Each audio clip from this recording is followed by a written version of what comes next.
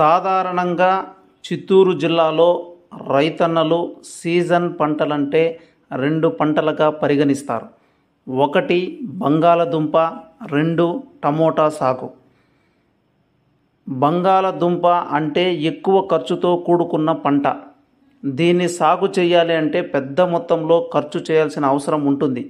కానీ రైతన్నలకు వీటి సాగు విధానంపై అవగాహన కరువై పంట వేయాల్సిన దశలో వేయకుండా క్రమం తప్పించి విత్తనం వేస్తున్నారు. ఇలా సాగు చేయడం వల్ల ఆశించిన స్థాయిలో దిగుబడి రాకుండా రైతన్నలు పెట్టిన పెట్టుబడి లభించక నష్టాన్ని చవిచూస్తున్నారు.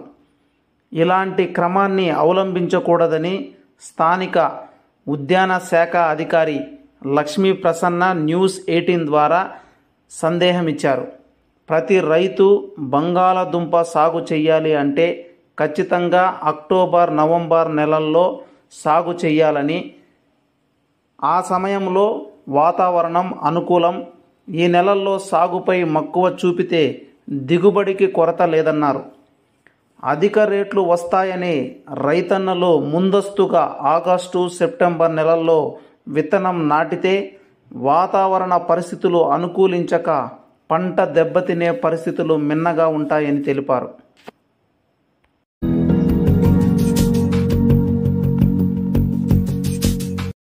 అందరికీ నమస్కారం. నేను ఉద్యాన శాఖ అధికారి వీకోట. ముఖ్యంగా మనకు బంగాళాదుంప సాగు చేయబోయే రైతులకు కొన్ని ముఖ్య సూచనలు. బంగాళాదుంప అనేది పూర్తిగా వాతావరణం మీద, ఉష్ణోగ్రత మీద ఆధారపడిన పంట.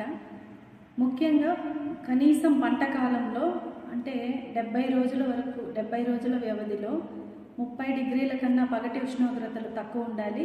రాత్రి ఉష్ణోగ్రతలు 18 కన్నా తక్కువ ఉన్నప్పుడే మనకు గడ్డలన్నిటికీ బాగా ఊరడం జరుగుతుంది. ఒకవేళ రాత్రి ఉష్ణోగ్రతలు 25 డిగ్రీల కన్నా పెరిగినట్లయితే మనకు దుంప అనేది అసలు ఏర్పడదన్నమాట.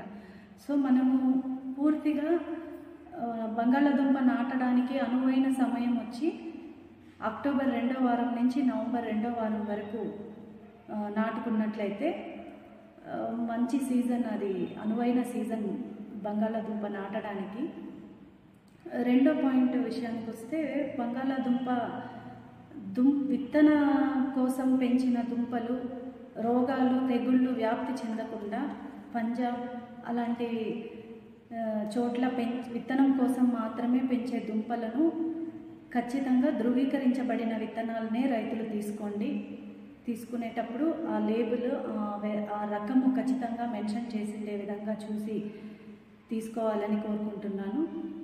మూడోది, మన వీకోట, బైరెడ్డిపల్లి మండలాల్లో బంగాళాదుంప, టమాటా కంటిన్యూస్గా ఒక పంట తర్వాత ఒకటి సాగు చేయడం జరుగుతుంది. దీనివల్ల ఏమిటి అంటే రెండు ఒకే కుటుంబానికి చెందిన పంటలు కావడంతో లేట్ బ్లైట్ అనే రోగం అనేది, లేట్ బ్లైట్ అలాగే బ్యాక్టీరియల్ విల్ట్ ఇలాంటి రోగాలు రెండు పంటలకి తీవ్రత చాలా ఎక్కువగా ఉంటుందన్నమాట. సో మనము ముందు సీజన్లో టమాటా పండించి వెంటనే బంగాళాదుంప సీజన్ అప్పుడు బంగాళాదుంప పండించినప్పుడు ఆల్రెడీ ఆ నేలలో శిలీంధ్రాలు ఎక్కువ శాతంలో ఉంటాయి కాబట్టి మనం వెంటనే మళ్ళీ మనము బంగాళాదుంప పండించినప్పుడు రోగం యొక్క ఉధృతి చాలా ఎక్కువ అవుతుంది, కంట్రోల్ చేయలేని స్టేజ్లో ఉంది. కాబట్టి రైతులు ఖచ్చితంగా పంట మార్పిడి అనేది చేపట్టాల్సిన అవసరం ఉంది. ఒక సీజన్లో టమాటా పండించిన రైతులు నెక్స్ట్ సీజన్లో బీన్స్ లాంటి పంటలు పండించినట్లయితే మనము ఈ లేట్ బ్లైట్, బ్యాక్టీరియల్ విల్ట్ ఇలాంటి రోగాల్ని తట్టుకొని లాభం పొందడానికి అవుతుంది. ఈ మెలకువలు పాటించి బంగాళాదుంపలో మంచి దిగుబడులు పొందగలరు అని ఆశిస్తున్నాను.